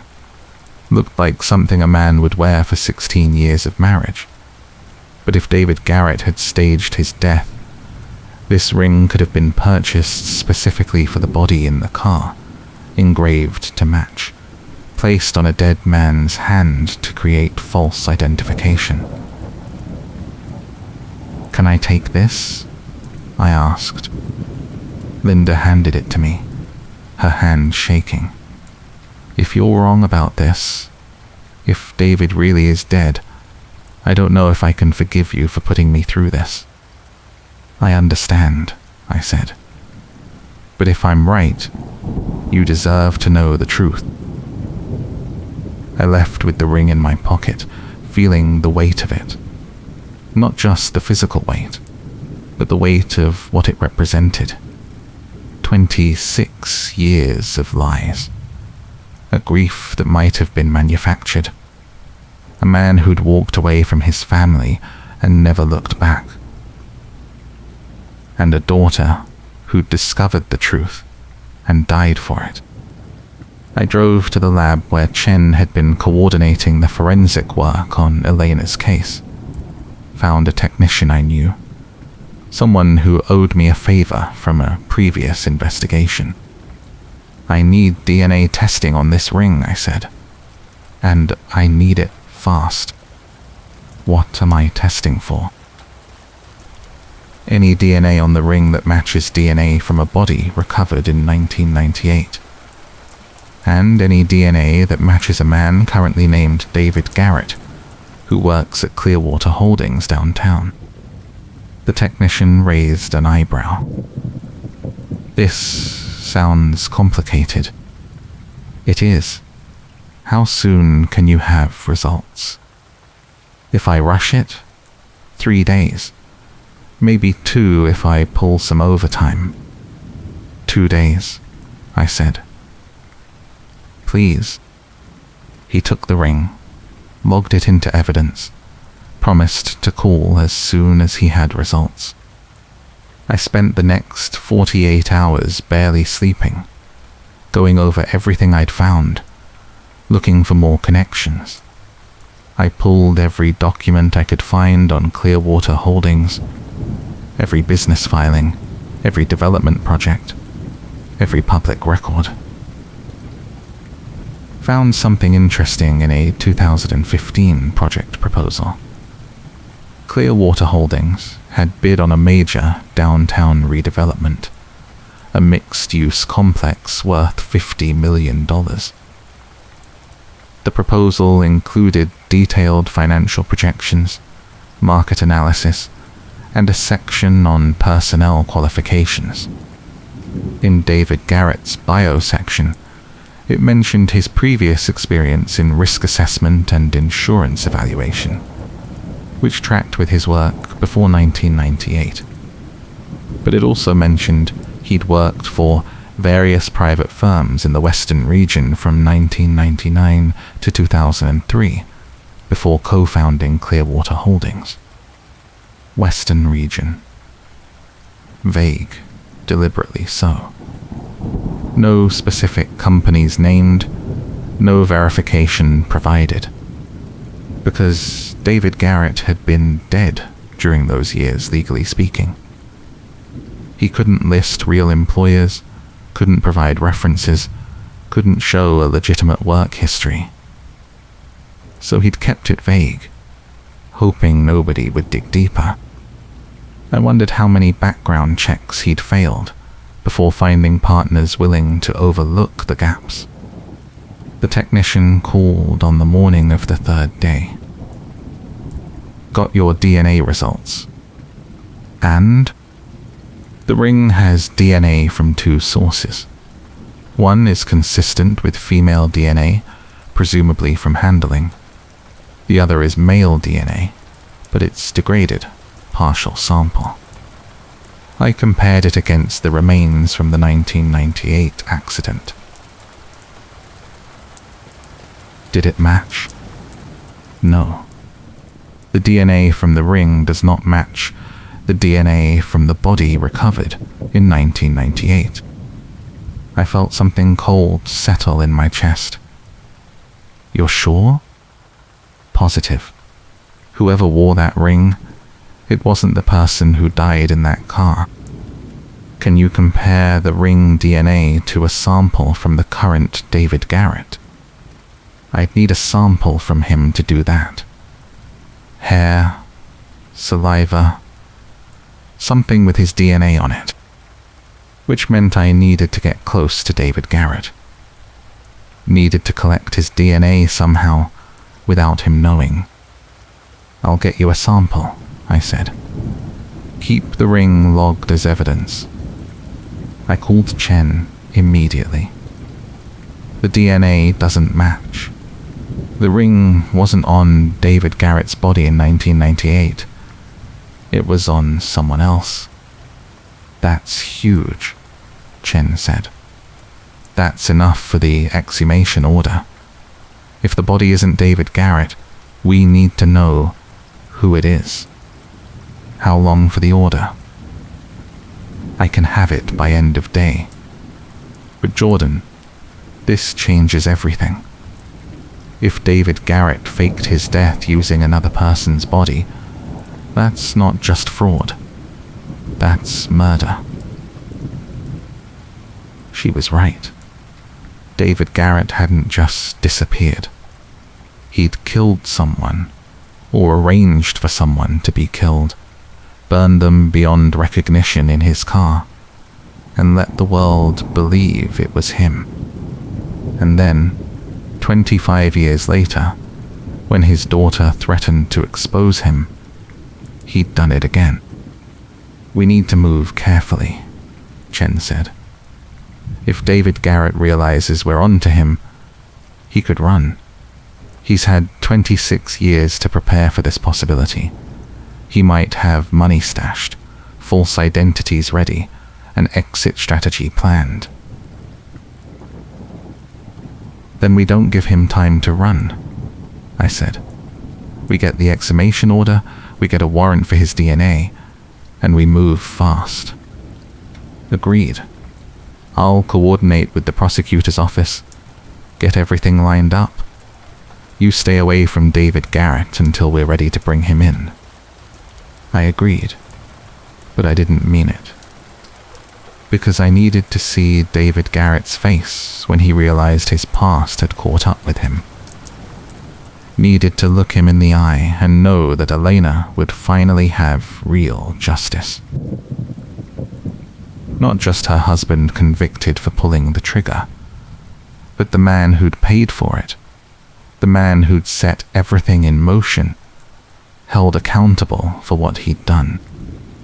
I drove downtown that afternoon, parked across from Clearwater Holdings' office building, sat in my car, watching the entrance, waiting. Around 5:30, people started leaving for the day. Business casual employees, tired from a long day, heading home. At 6:15, David Garrett walked out. I recognized him immediately from the photos I'd studied. Tall, silver hair, glasses, expensive suit. He looked like a successful businessman, respected and respectable. Looked like someone who'd earned his place in the world through hard work and legitimate effort. He didn't look like a man who'd murdered someone to fake his own death. Didn't look like a man who'd paid to have his daughter killed. But monsters rarely look like monsters. He walked to a black Mercedes in the parking garage, got in, drove away. I followed at a distance, keeping several cars between us. He drove to an upscale neighborhood north of downtown, turned into a driveway of a large modern house. 2-story, glass and steel, professionally landscaped yard. The kind of house that cost $3 million minimum. I parked down the street, watched as he got out of his car, went inside. Lights came on in the house, warm and domestic. He lived alone, according to the public records I'd pulled. Never remarried after dying. No children in his new life. Just him and his successful career, and his lies. I wondered if he thought about Elena. If he thought about Michelle, his first wife, still grieving him after 26 years. If he felt anything at all, or if he'd compartmentalized so thoroughly that he could sleep peacefully in his $3 million house while his daughter was 6 feet underground. My phone rang. Chen. We got the exhumation order, she said, and a warrant for David Garrett's DNA. We're moving tomorrow morning at 8 a.m. I need you to not do anything stupid between now and then. I'm just watching his house, I said. Stop watching his house. Go home. Let us handle this officially. I need to be there when you arrest him. No, you don't. You're not a cop anymore, Jordan. You're a civilian investigator, and if you interfere with this arrest, you could compromise the case. I won't interfere. But I've earned the right to be there. Chen sighed. Fine. Be at the precinct at 7:30 tomorrow morning. You can ride along for the arrest, but you stay in the car. Understood. Understood. I went home, tried to sleep. Couldn't. Lay awake replaying everything I'd discovered, every piece of evidence, every connection. By morning, I had been over it so many times that I could recite the timeline from memory. March 14th, 1998. David Garrett fakes his death, killing an unknown person and burning them in his car. August 1998. Michelle Garrett receives $500,000 in life insurance. 2003. David Garrett resurfaces under his real name, co-founds Clearwater Holdings with Patricia Monroe and Richard Vance. 2022. Elena Garrett is hired by Clearwater Holdings to design their website, possibly recognizing her father in the process. Early 2023, Elena begins investigating her father's death, questioning the ring, asking about the accident. February 2023. David Garrett arranges payment of $50,000 to Marcus Brennan to kill Elena before she can expose the truth. February 22nd, 2023. Elena Garrett is murdered. October 2024. Marcus Brennan is convicted, but the full truth remains hidden. Until now. I arrived at the precinct at 7:25. Chen was waiting, along with 4 uniformed officers and a prosecutor I'd worked with before. Everyone clear on the plan? Chen asked. The team nodded. Arrest David Garrett at his home. Collect DNA sample, bring him in for questioning. Standard arrest procedure, no room for mistakes.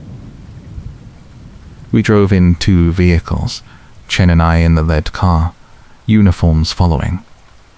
The sun was just coming up, the city still quiet. We pulled up to David Garrett's house at exactly 8 a.m. Chen and the officers got out, approached the front door.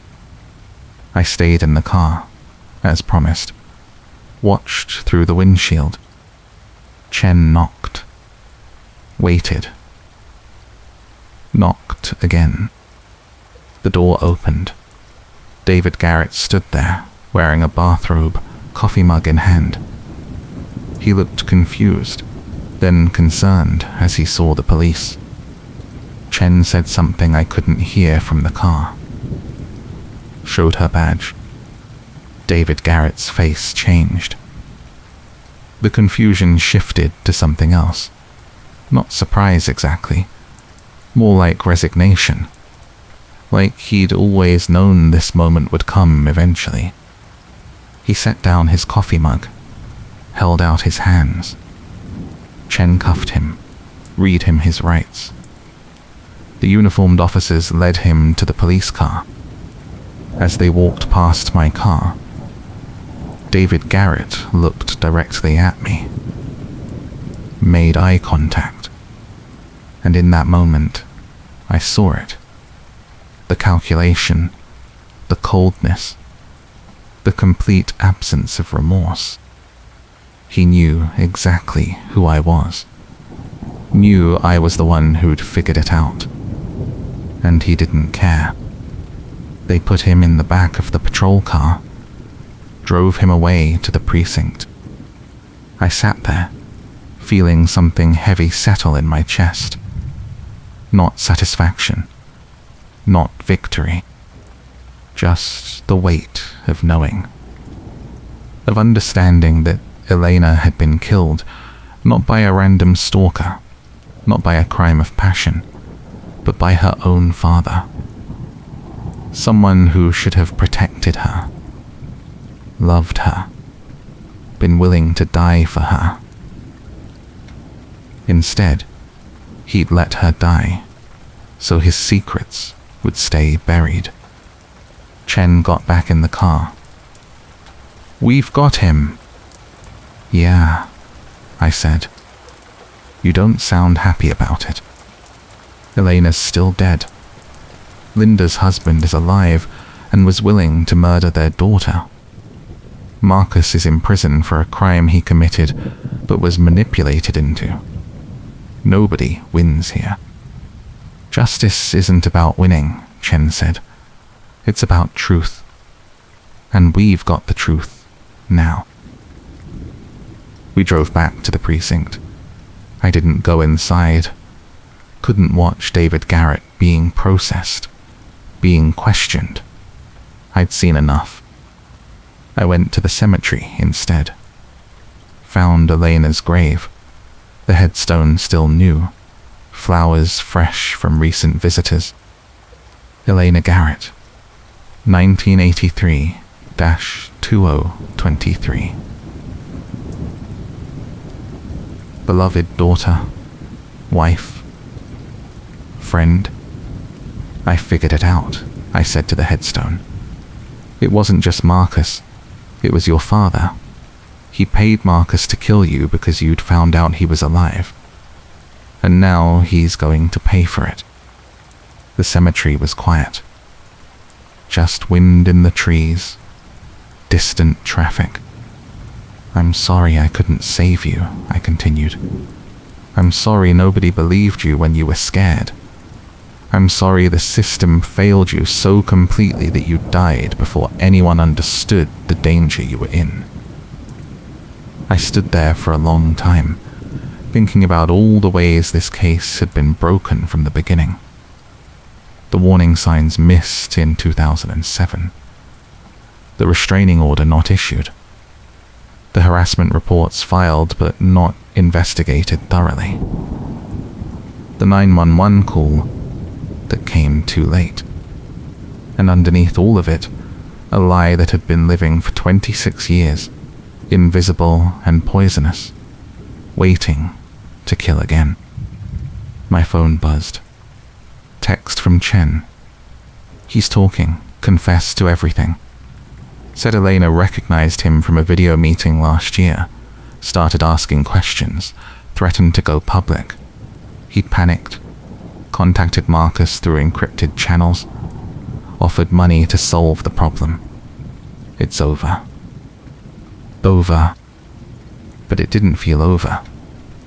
It felt like the end of one nightmare and the beginning of another. Because now, Linda had to live with the knowledge that her husband had murdered their daughter. Michelle Garrett had to live with knowing David had abandoned her deliberately. Let her grieve a death that never happened. And somewhere in a prison cell, Marcus Brennan would have to reconcile that he'd been used as a weapon by the man who should have been Elena's protector. I left the cemetery as the sun climbed higher, casting long shadows across the graves. The case was closed. David Garrett would be charged with murder, fraud, conspiracy. He'd spend the rest of his life in prison, which at his age wasn't much time. But Elena was still gone, and no amount of justice would bring her back. I drove home, exhausted in a way that had nothing to do with sleep. The kind of tired that comes from carrying heavy truths, from seeing too clearly into the worst parts of human nature. My apartment felt different when I walked in. Same furniture, same walls, but somehow the space had changed.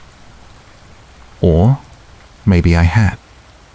I made coffee, sat at my desk, and started writing the final report. Every detail, every piece of evidence, every connection that had led from Elena's murder back through 26 years, to a burned car and a ring that shouldn't have been there. The report took hours. By the time I finished, it was late afternoon, and my phone had accumulated a dozen missed calls. Media requests, mostly. The story had broken. News outlets picking up on the arrest of a prominent businessman for murdering his own daughter. I didn't return the calls. This wasn't my story to sell. It was Elena's. And she deserved more than being turned into clickbait and true crime entertainment. Though I recognized the irony, given what I did for a living. Chen called around 6. Prosecutor wants to meet with you tomorrow. They're building the case, need your testimony about the investigation. I'll be there. How are you holding up? I've been better. Yeah, this one was ugly. She paused. The exhumation happened this afternoon. The body from 1998. They're running DNA analysis now, should have results in a few days. Do we know who it was yet? Not officially. But we found something in David Garrett's house when we executed the search warrant. A box in his attic, hidden under insulation. Inside were documents from 1998, including a life insurance policy. On himself? No. On a man named Thomas Riley. David Garrett had taken out a $500,000 policy on Thomas Riley 3 months before the accident, naming himself as beneficiary. I felt something cold move through me. Who was Thomas Riley? Homeless veteran. Lived on the streets in the western part of the city. David Garrett had been volunteering at a shelter where Riley stayed. They'd become friendly, apparently. Riley trusted him. Jesus. It gets worse. We found Riley's VA records. He was 6'1", brown hair, similar build to David Garrett. And he had no living relatives. No one who would report him missing or question his death. David Garrett chose him specifically. Looks that way. He befriended a vulnerable person, took out an insurance policy, then murdered him and burned him beyond recognition in a staged accident. Collected the insurance money on Riley, plus the insurance on himself that his wife claimed. Made $1 million total from 2 policies. And Thomas Riley's death was written off as David Garrett's death, so nobody ever investigated what happened to Riley. Exactly. Riley just disappeared from the streets, and nobody noticed because homeless people disappear all the time. No family to file a missing person report. No employer to wonder why he didn't show up for work. He was invisible. I thought about Thomas Riley, a veteran who'd served his country, fallen on hard times, ended up living on the streets, found someone who seemed to care, seemed to want to help. And that trust had gotten him killed, burned alive in a car, so David Garrett could fake his own death and start fresh with $1 million. We'll add Riley's murder to the charges, Chen said. 1st degree, premeditated. Along with Elena's murder, the fraud charges, the identity theft. David Garrett is never getting out of prison. Good. After Chen hung up, I sat there thinking about the two victims, Thomas Riley and Elena Garrett, separated by 25 years, connected by the same killer, the same cold calculation. Riley had been chosen because he was invisible, expendable in David Garrett's eyes. Elena had been killed because she'd become visible, a threat to the lie he'd built. Both of them reduced to problems to be solved, obstacles to be removed. I pulled up Elena's social media again, scrolled through her posts from the months before she died. The website design she'd been proud of, the photos of her and Linda at restaurants and parks, the complaints about Marcus that friends had urged her to take seriously. And underneath it all, the questions she'd been asking privately, the investigation she'd been conducting. Looking into her father's death, trying to understand why the ring was wrong, why the accident details didn't quite fit. She'd been so close to the truth.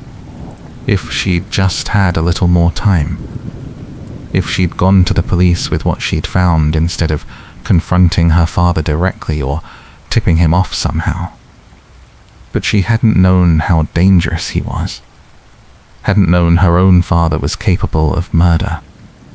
Nobody wants to believe that about the people they love. My phone buzzed. Text from an unknown number. "This is Michelle Garrett. Detective Chen gave me your contact information. I need to talk to you. Please." I stared at the message for a long moment. Michelle Garrett, David's first wife, Elena's mother. The woman who'd mourned her husband for 26 years, grieved him, kept his memory alive. And now she knew he'd been alive the entire time. Knew he'd abandoned her deliberately, let her suffer while he built a new life. I texted back, "I can meet you tomorrow. Coffee shop of your choice." She responded immediately with an address and time. 10 a.m. at a cafe downtown.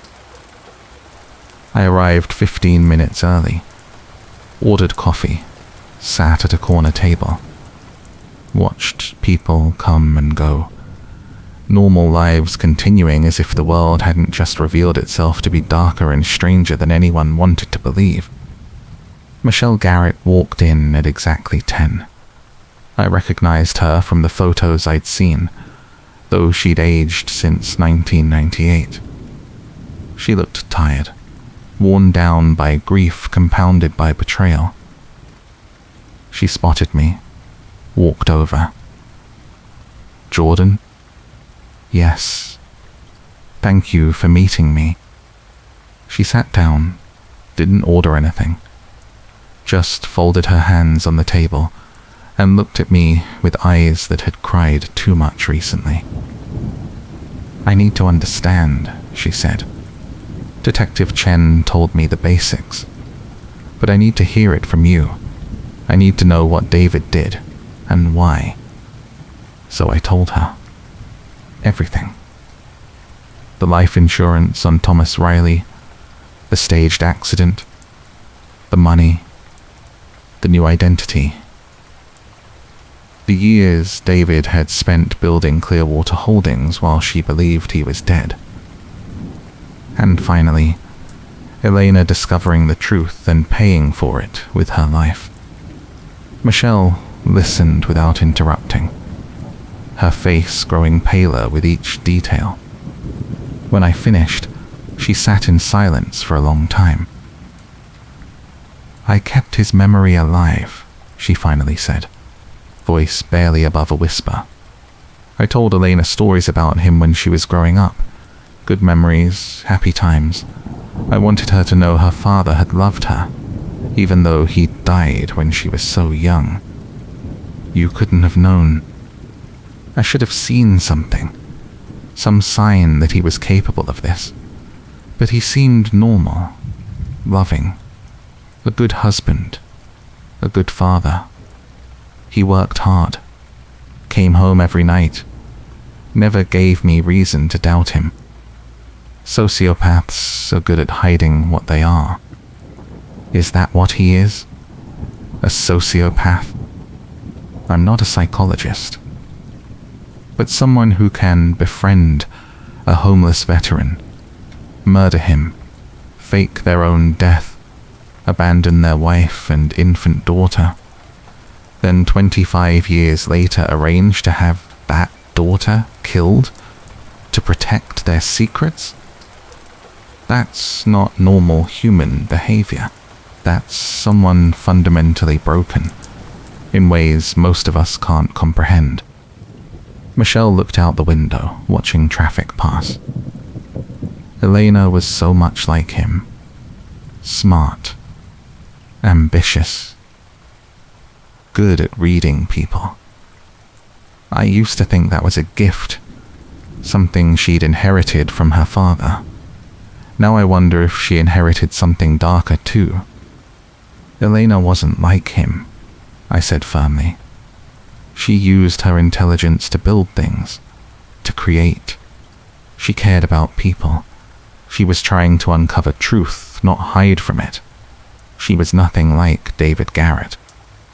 She married a man who killed her. She married a man who seemed safe at first, then became dangerous. That's not her fault. That's not something she chose. Michelle's eyes filled with tears. I should have protected her better. Should have seen that Marcus was dangerous. Should have made her leave him years ago. Elena was an adult. She made her own choices, and from what I've learned about her, she was strong and capable. She was trying to protect herself. She got the restraining order, she was planning to leave. She did everything right. It still wasn't enough. Because her father wanted her dead. Yes. Michelle wiped her eyes.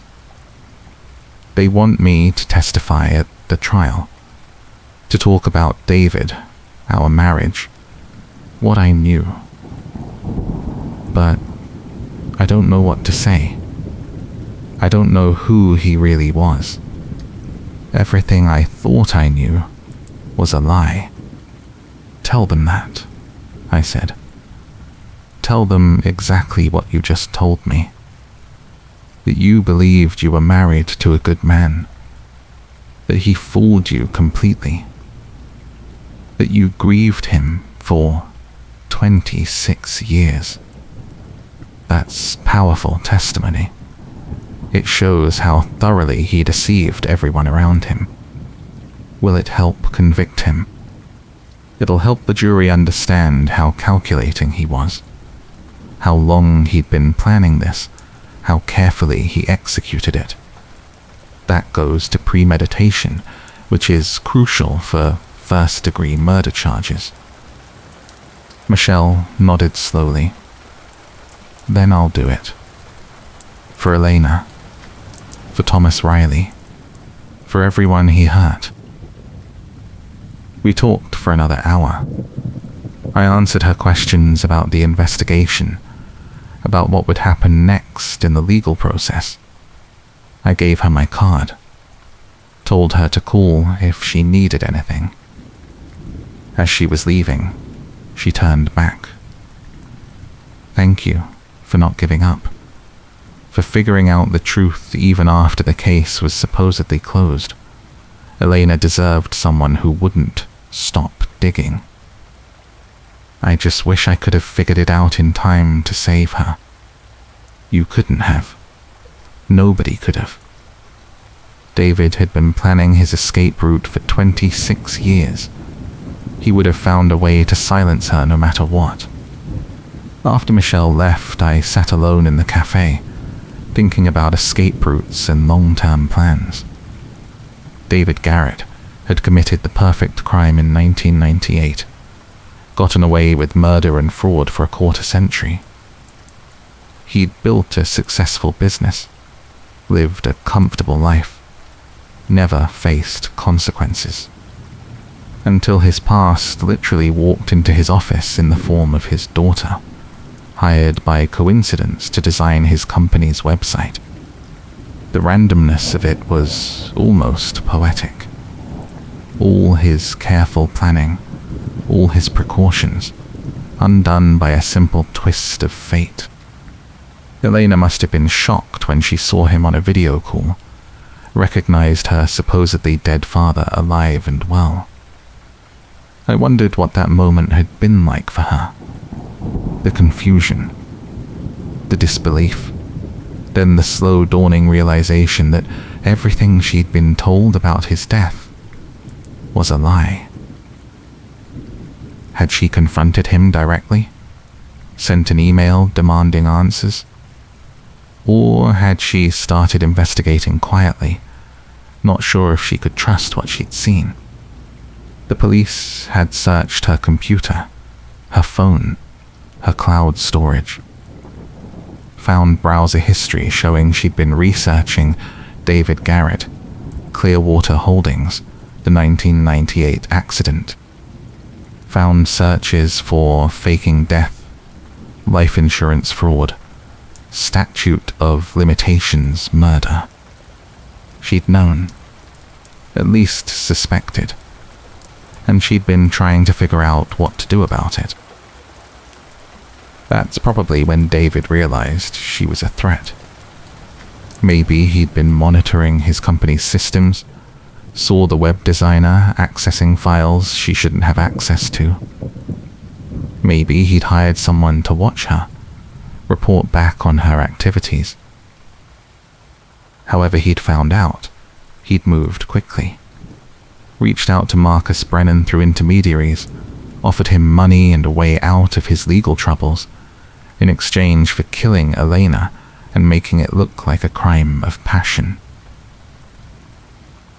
And Marcus, desperate and angry and broke, had taken the deal.